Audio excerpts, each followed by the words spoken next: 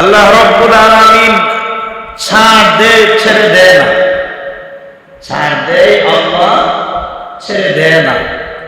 সুযোগ দিয়েছেন 15 বছর পর্যন্ত একতরফা জুলুম নির্যাতন। উলামায়ে কেরামদের উপর কি পরিমাণ নির্যাতনের স্টিম রোলার চালিয়ে দেওয়া হয়েছে আজকে আয়নার মতো পরিষ্কার। উলামায়ে কেরামদের উপর আয়না গড়ে নিয়ে কি পরিমাণ জুলুম নির্যাতন করা হয়েছে। নিরীহ মুসলমানদের উপরে, বাংলার নিরীহ জনগণের উপরে কি পরিমাণ নির্যাতন করা হয়েছে আজকে জাতির সামনে পরিষ্কার।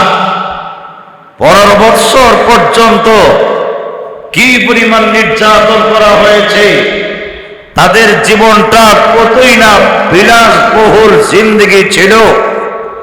মাত্র মুষ্টিময় কিছু ছাত্র যখন প্রতিবাদে গর্জে উঠল, আল্লাহ পাক এদেরকে এমন ভাবে সাইজ করলেন, কাফর নিয়ে বাংলার জমিন থেকে পালাইবার সুযোগ পায় নাই, ঠিক কিনা?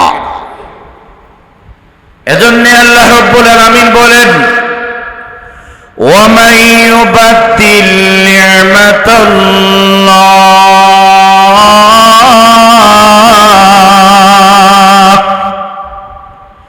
যে আল্লাহ রাব্বুল আলামিনের নিয়ামতকে পরিবর্তন করে ফেলবে। আল্লাহ রাজত্বের মালিক বানিয়েছিলেন। রাজত্বের মালিক একমাত্র আল্লাহ। আল্লাহ রাব্বুল আলামিন যাকে চান ক্ষমতায় বসান, আল্লাহ যার থেকে চান ক্ষমতা আল্লাহ ছিনিয়ে নেন। এই ক্ষমতা একমাত্র, জুড়ে বলেন কার?